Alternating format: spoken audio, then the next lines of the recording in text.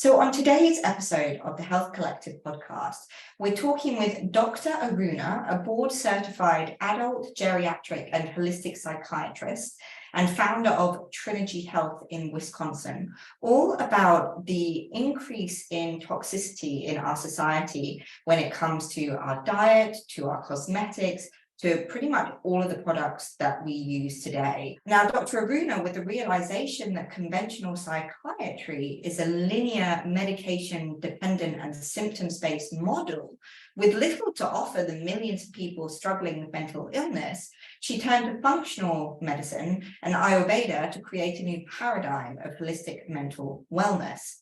Now, Dr. Aruna has a long history of health conditions herself, and she learned through very holistic approaches how to handle those and move away from the traditional 100% medication. In today's episode, some of the key points that stood out for me is that we really discussed areas that maybe you would never really think of in terms of toxicity to the body. We look at sexual revolution and how certain types of sexual contraceptives, how these aspects of life actually increase massive amounts of toxicity in the body.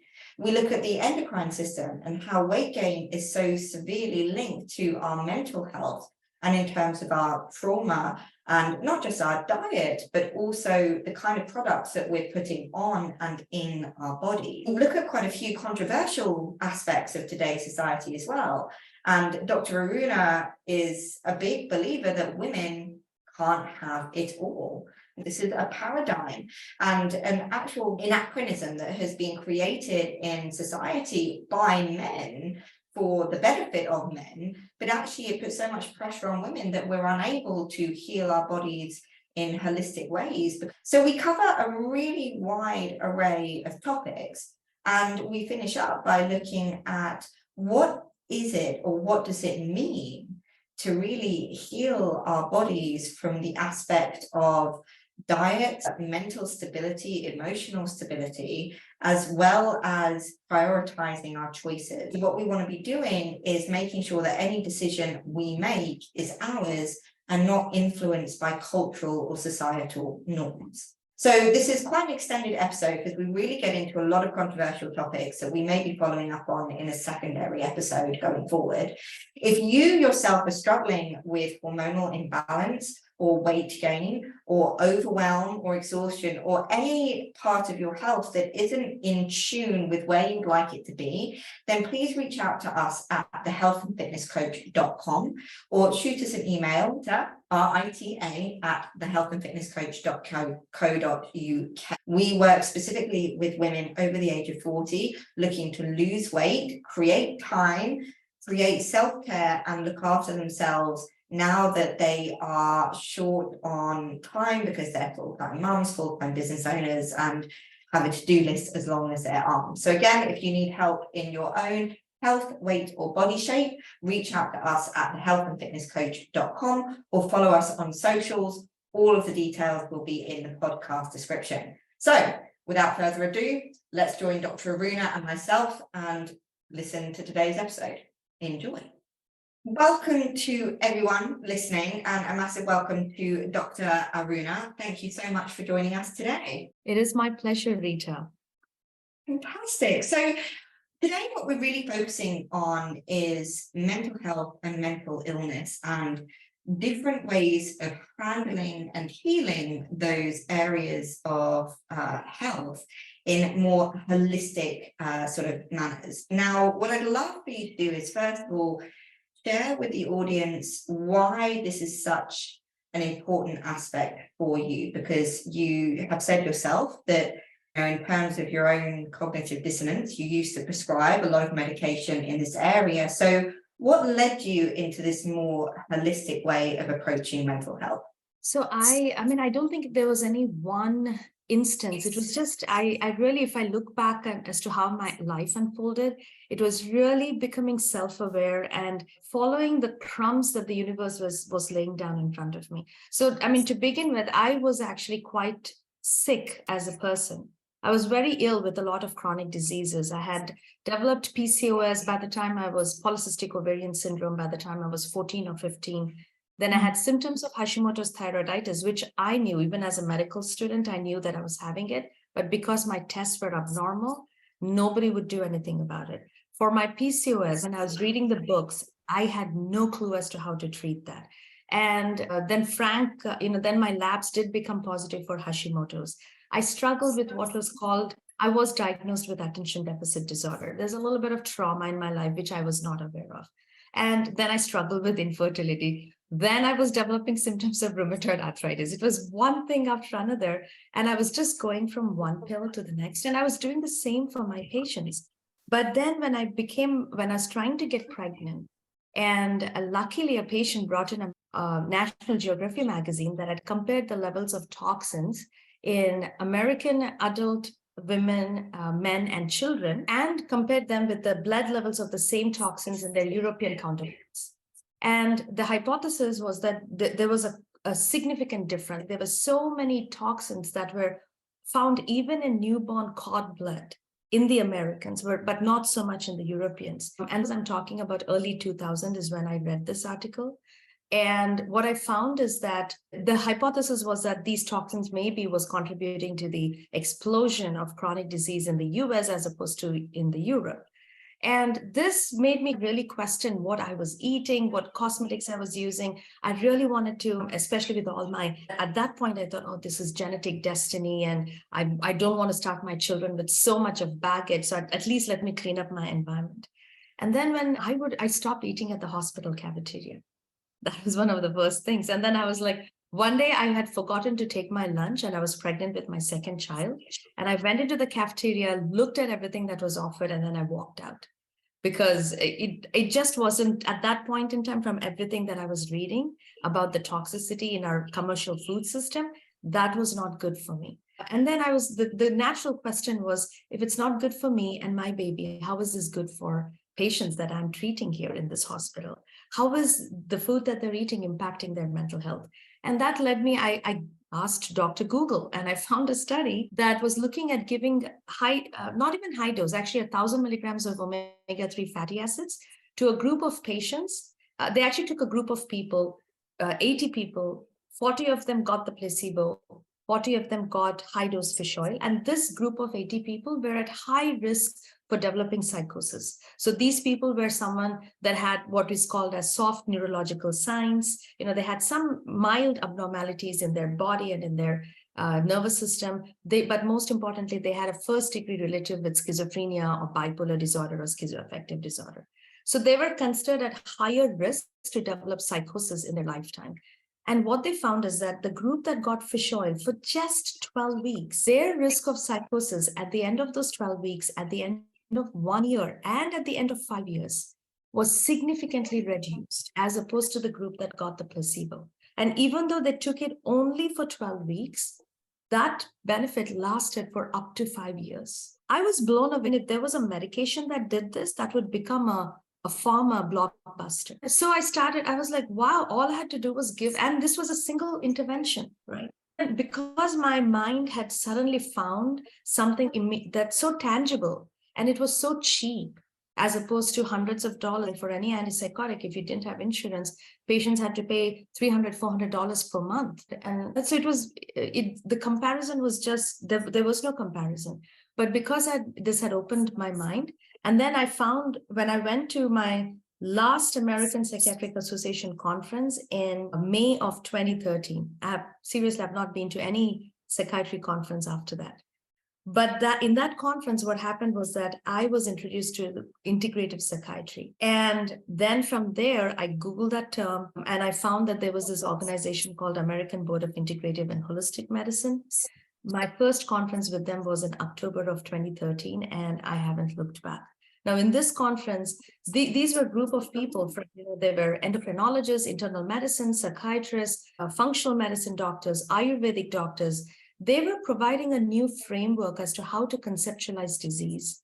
It's not that there is a genetic defect or the body is broken, but it is that chronic disease results from a breakdown in our physiology. So it's a metabolic breakdown, whether it is mental or physical disease. And all we had to do was figure out where this physiological breakdown was, what caused it, and then fix it. So really the two big questions was, what is this person having that is toxic to them, and what is their need that is not being met?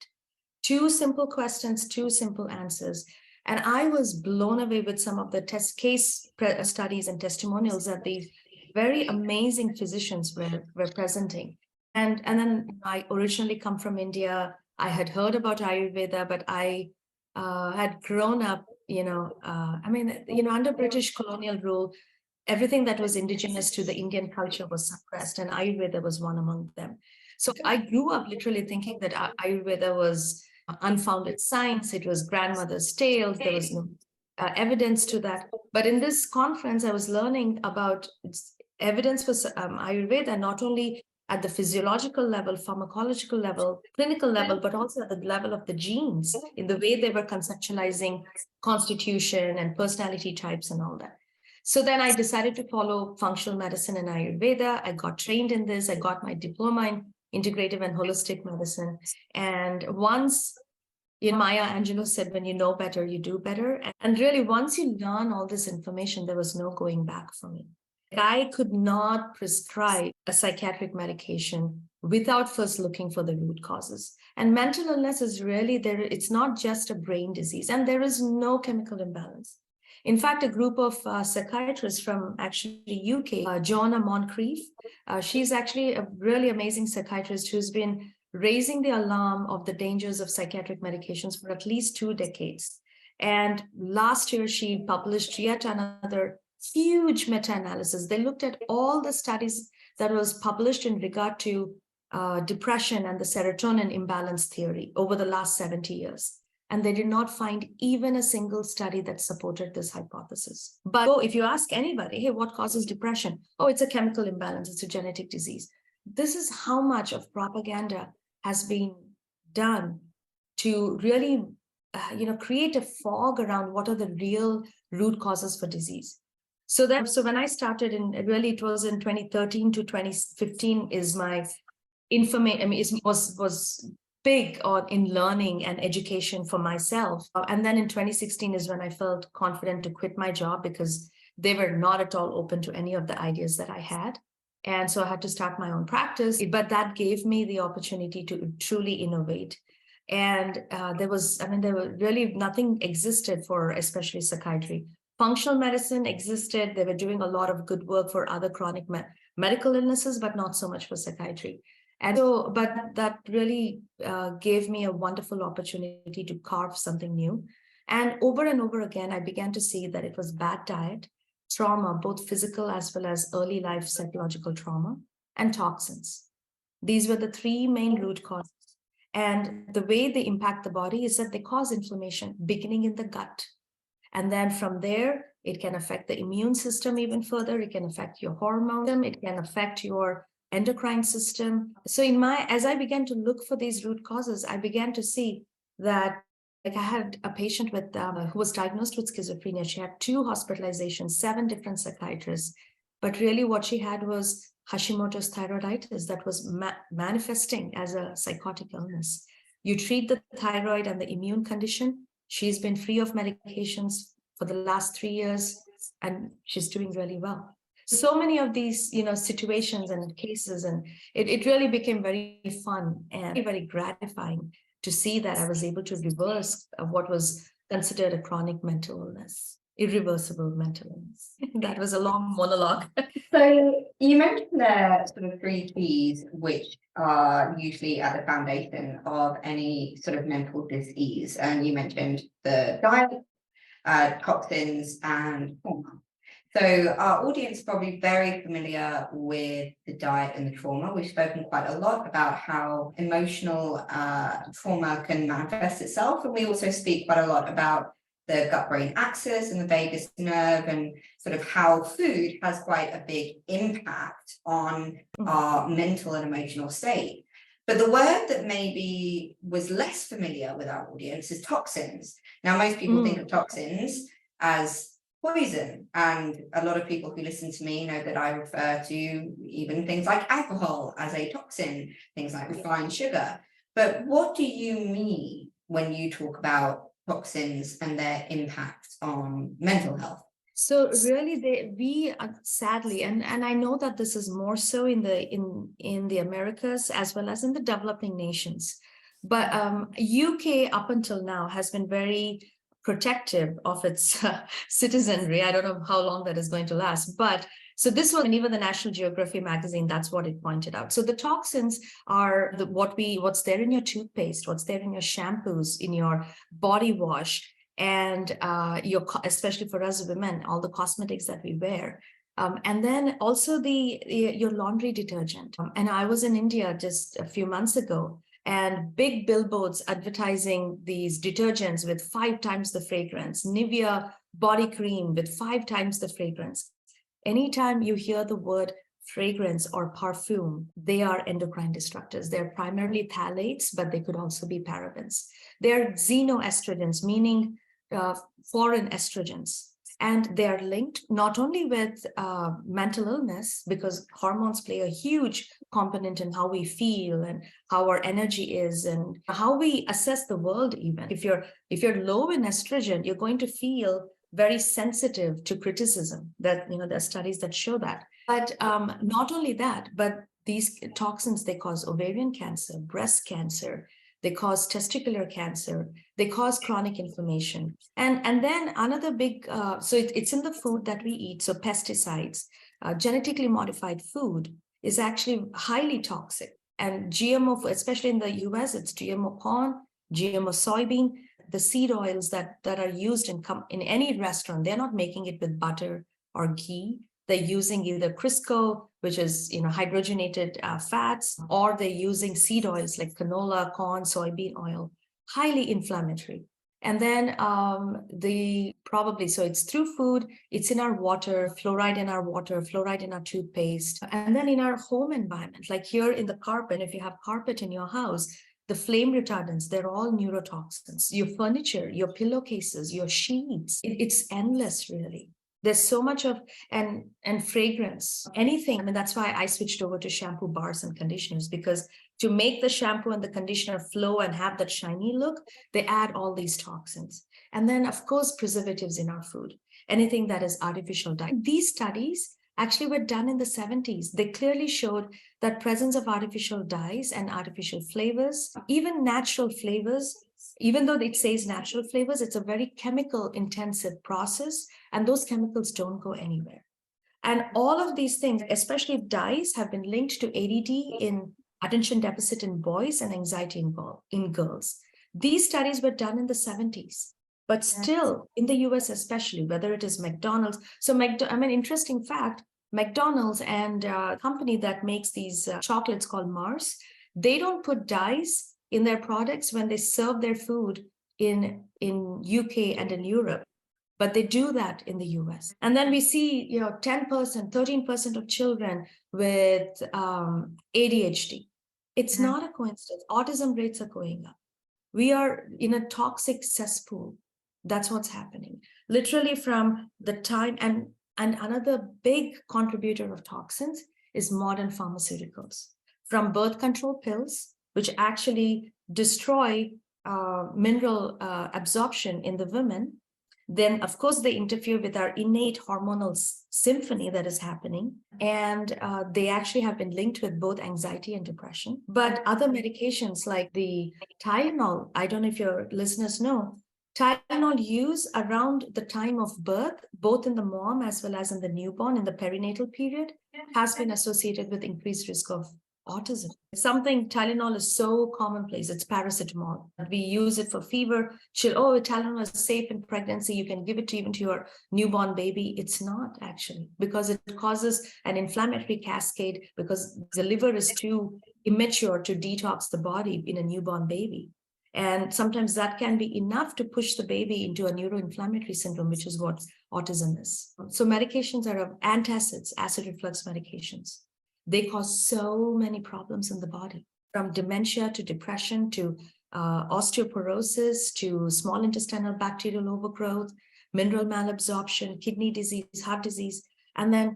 But majority of adults in the US are taking an acid blocker. So sadly, we are we are floating in a cesspool of toxins. It's interesting how you talk about the US specifically, and obviously in the UK, unfortunately, I don't know how much Brexit was advertised around your news channels, but obviously due to Brexit, we have left the European Union, so we aren't protected by the same laws that we were protected by under the various different acts and trade deals of the EU. So in the UK and Europe, I think people aren't quite aware of the number of laws that are actually protecting the citizens from these toxins and from these companies, essentially these chemicals through our bodies. What's your opinion on the fact that the US hasn't seemed to have caught up with these laws? Now, the way that the US appears to work is essentially it's capitalism first, health second. So what's your opinion on the legal status of how these toxins are spread throughout the US specifically? So we do have the FDA, which is, there's a lot of corruption. Bottom line, the lobbying that happens in the US Senate and in the US Capitol is nothing but a form of legalized corruption. So laws are passed to not protect the citizens, but to protect the industry. So you have the pharma lobby. Look at a recent example, Ozempic. I don't know if you heard about this. It's called Yes. You are in the weight loss industry. Yeah. Yeah. Yes, I've heard of Ozempic. It is everywhere in the UK. I don't think people quite understand the side effects of it. They're just seeing the glossy headline, but yeah, we are very aware. And they had this, I think it was a Harvard physician or a Stanford physician, pediatrician pushing it for kids over the age of 12. And I will tell you, I have 2 daughters now. And when my older one was 11 years old, I wanted to take her to check her vitamin D. And because I've been able to put my Hashimoto's and all the conditions I mentioned earlier through diet and lifestyle, I've been able to reverse them. But I was worried about my kids developing some of these things. I wanted to take her for a blood work. But the pediatrician said, oh, no, vitamin D will not be covered. You'll have to pay out of pocket, which is so ridiculous. And vitamin D is so important for so many things. How many kids are breaking their bones just because they are jumping from a little bit of a height? There's an epidemic of vitamin D deficiency, which is linked to everything from hormonal imbalance to depression. But they don't want to test that because vitamin D is cheap and they don't make money. But my pediatrician said, oh, but we can get her a lipid panel because that is covered by insurance. Why are you checking for that? I mean, there's no need. Oh, because we want to rule out familial hypercholesterolemia, which is a genetic condition. And what is the treatment for familial hypercholesterolemia is put the kid on statins, and how did this become an accepted practice? Obviously, it's lobbying. It is the funding for much of the medical associations. All the funding, whether it's American Academy of Pediatrics or the American Academy of American Psychiatric Association, all of that, they get all of this funding. And so with Ozempic, the point I was making is this pediatrician on 60 Minutes is talking about giving Ozempic, which is supposedly a lifelong medication, to children as young as 12. And your listeners may not know this, the same effect of Ozempic, you can have that when you have a protein and a fat-rich diet, especially, I'm not talking about the trans fats and all that. I'm talking about butter and clarified butter. They will create the same sense of satiety and actually make you feel happy.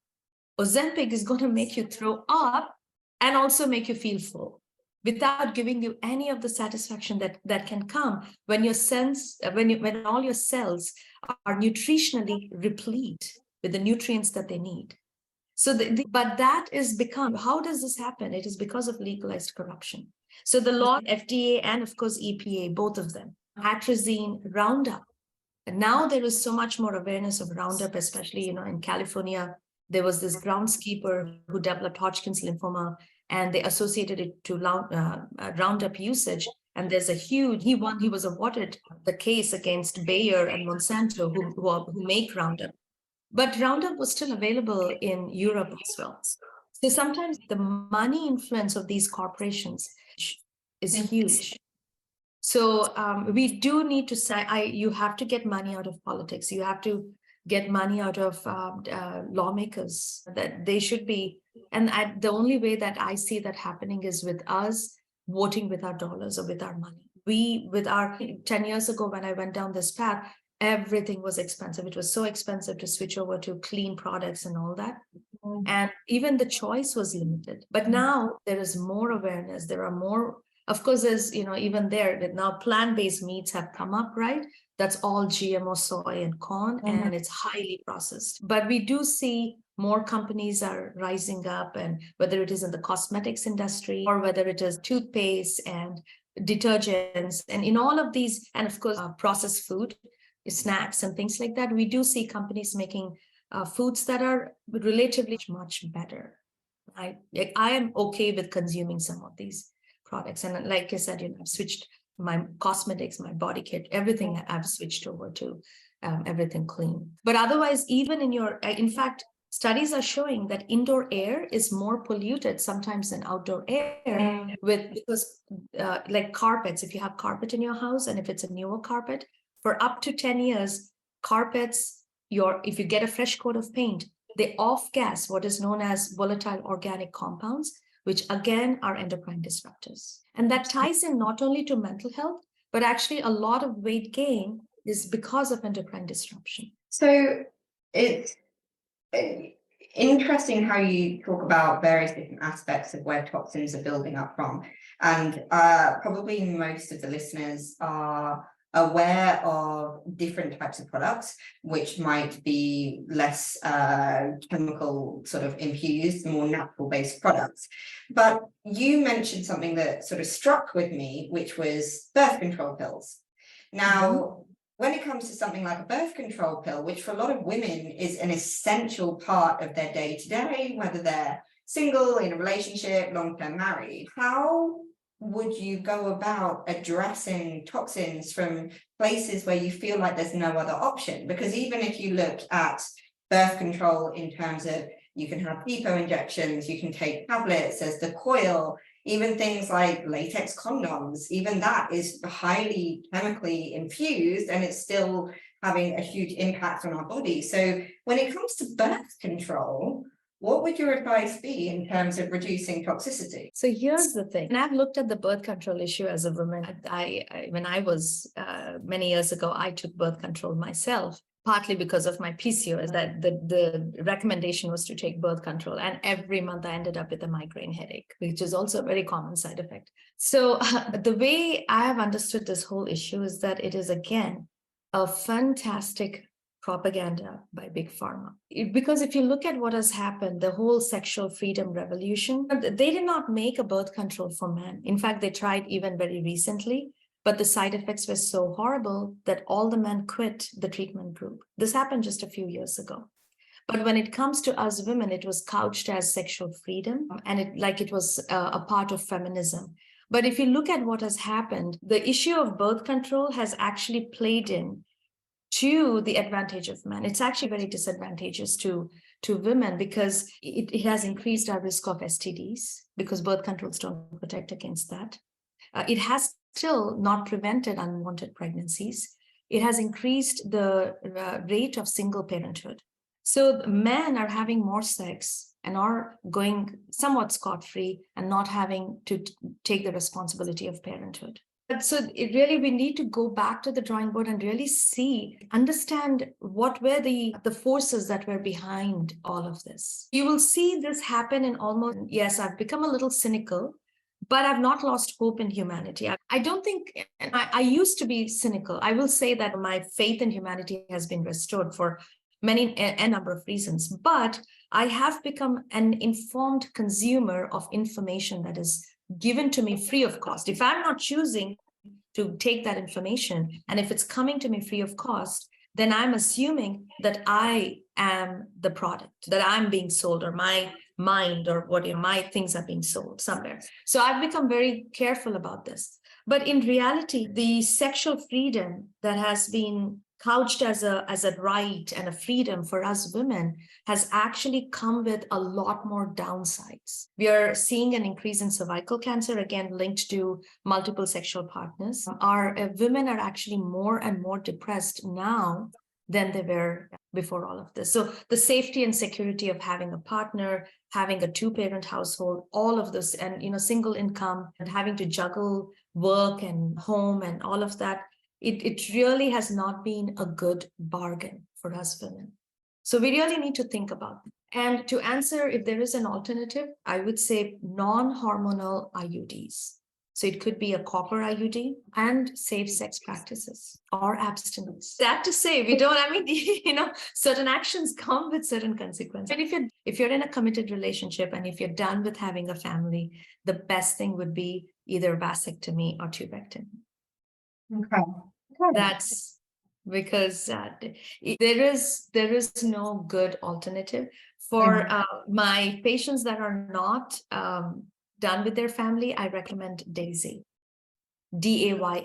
It's a fertility tracker, so it follows the ovulation period, and it has been actually shown to be as effective as taking the pill. But for that, you need to have regular menstrual cycles, and you need to be diligent, and you need to abstain during that time. So those were some of the things that it does have, those kinds of downsides.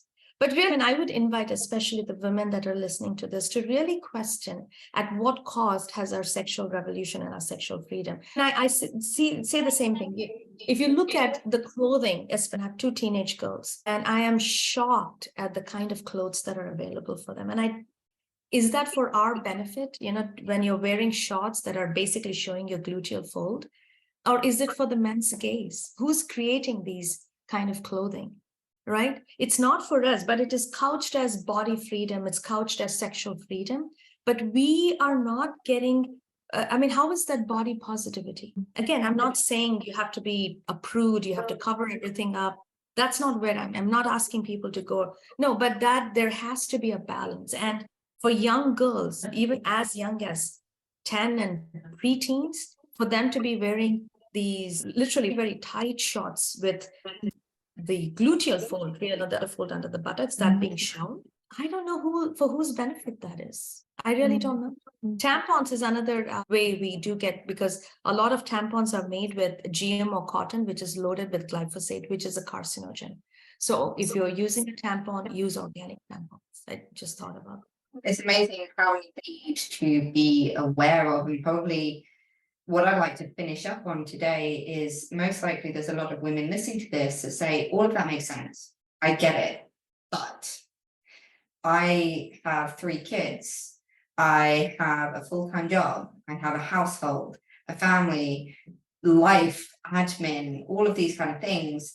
And I do not have time to spend my days looking for the most organic or the most clean, or I don't have time to read every label. I don't have time to go and try and convince my husband to get a vasectomy. All of these things, because we know now that women, as you were talking about with the sexual revolution, we've had the feminist revolution, and now we want it all. Women want to be full-time mom, full-time business owner, full-time CEO, full-time wife, and we're trying to fit a lot of roles into 24 hours, as well as hopefully some sleep. But to those women listening who say, I get it, but I don't have time to go and in practice do all of these things that you're talking about, what would be your guidance or your advice or your response to that? See, health is like mathematics. 1 + 1 is always going to be 2. What I mean by that is that the choices that we make on a day-to-day basis, starting with what we are eating, what cosmetics we are using, what products we are using, and how we are chunking our time, the rat race, the overstressed, having it all. The reality is we cannot have it all. And again, all of this, so much of it is propaganda. What it is to be a woman. That is, what I would, again, go down these rabbit holes, see where it takes you. What is it that culture told you that you needed to be? And what is it that you innately want to do? You have to go down these rabbit holes. There is no easy answer. And so with that 1 + 1 = 2 analogy, what I mean is that modern lifestyle is highly inflammatory. From the rat race, from trying to do it all, to the diet and the toxins that we are exposed to. It's inflammatory, it is degenerative, it will lead to disease. So if you're either paying upfront or you're paying at the back end, one way or the other.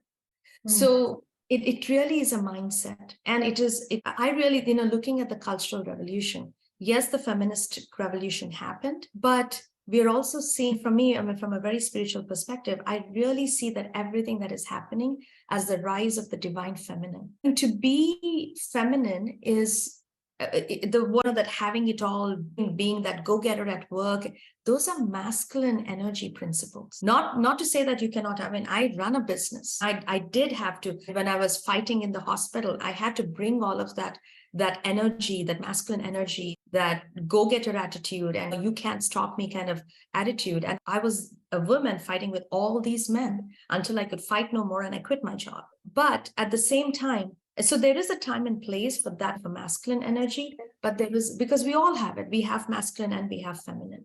And in fact, what I see is that there has been so much overemphasis on everybody becoming masculine. Like I remember a few years ago, CEO of a Yahoo company, Marissa, I forget her last name, she had a baby and literally 10 days later, she was at work and everybody was hailing it. I am like, that kid needs a therapist 20 years down the lane. Where is the mother-baby bonding? And she was hailed as this somebody balancing work life. And no, she's sacrificing the mental, emotional, physical well-being of that child by abandoning that child right there.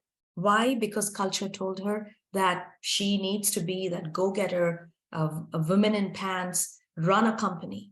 For what? For money? I don't know. I mean, because that initial 1 year period is such a crucial mother-baby, father-baby bonding time. And breastfeeding is so important, not only for the baby's health, but for the health of the microbiome. So there are so many of these things. Really, what has happened because of capitalism, because of industry taking over, not only our kitchens, but our culture, and most importantly, our mind. All these companies, especially the software companies, they are fighting for the real estate, which is our mind. It's our attention. That's what they're doing. So we really, now so many times that even my friends too, they say, oh, my kids, they're on the phone. No, you can't. They're getting that dopamine hit all the time with that constant scrolling. And that's going to take their interest. It's an addiction. We are creating social media addicts. We're creating cell phone addicts. And pretty soon we'll see a residential treatment where there'll be nature, everything cut out, and that'll become a business model. So we create the problems in our society, and then we come up with solutions. So I would invite all the women or men for that matter to really take stock as to what it is that are we just supposed to be born, go to school, go to get a job, make money, serve an overlord, and then do that until we retire or we die? Is that all there is? What is to life? Is there anything more to life than that? So these are all the larger questions that we are, and I do see that as a society, with everything that is happening in our society, especially now, from the farmer protests in the Netherlands, India, Sri Lanka to, there's a lot more awareness about all of this, and the genetically modified foods that are being thrust down our throats and people revolting against it, people going back to organic farming. Regenerative farming is becoming a big topic in the US, and I am so glad about that.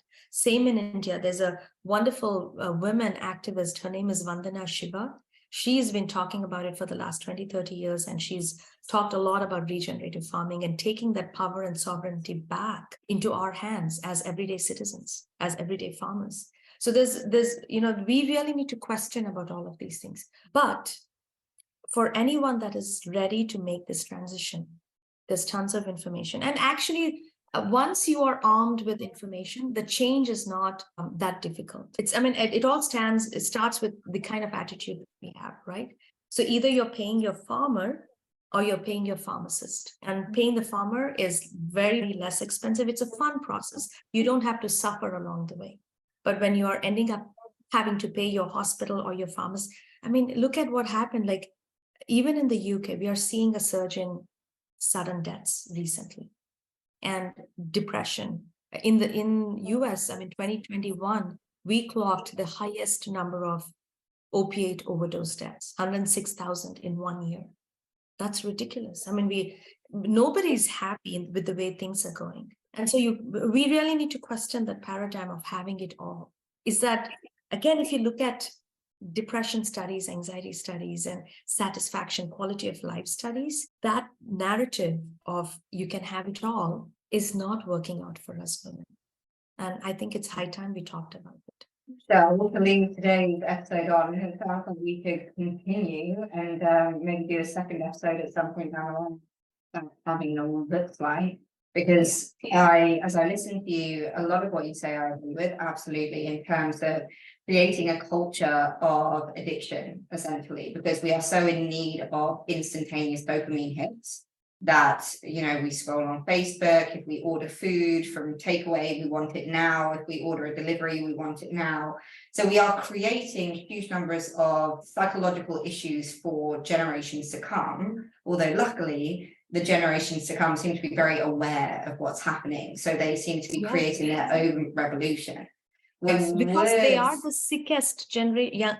They are the sickest young generation in all of humanity. And I would agree with that. I think the point that, and this is where I think maybe a second episode would be a good place for us to go, is that there will be women listening who say, well, I want to go back to work after 10 days, or I want to, you know, look after my child full time for 3-4 weeks, however long, and then I want to go back to my career. My career is a big point of definition for me. I enjoy my business. At which point, where do their needs fit in with what you were saying, which is the first year is so vital, and especially with breastfeeding, for instance, there's a lot of women who struggle with breastfeeding. I remember with my first, I persevered, and it was one of the most painful experiences of my life. And it was only through sheer bloody mindedness that I didn't turn to the bottle. But for a lot of women, breastfeeding is challenging in terms of psychologically, especially when the baby doesn't latch.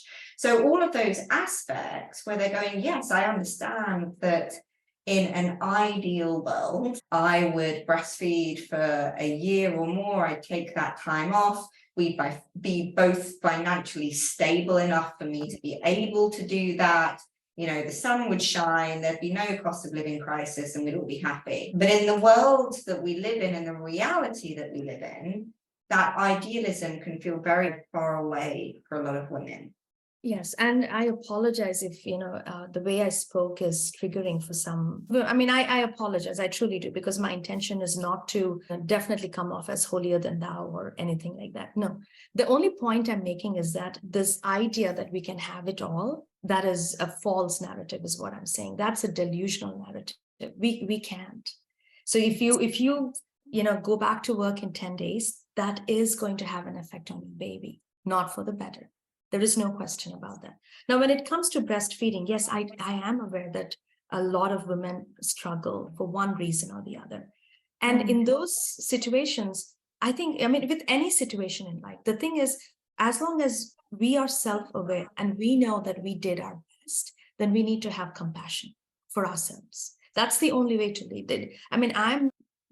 I'll be the last person to sit in judgment of anyone or their choices. The only thing I'm questioning is that become aware of your own decision-making process. That's it.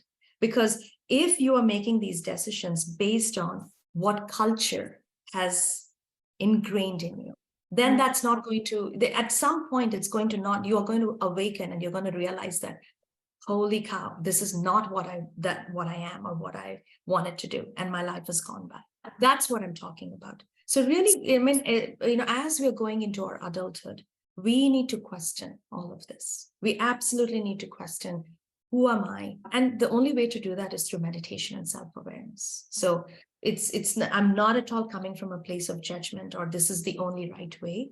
But what I'm saying is that become empowered and make decisions that sit right with you.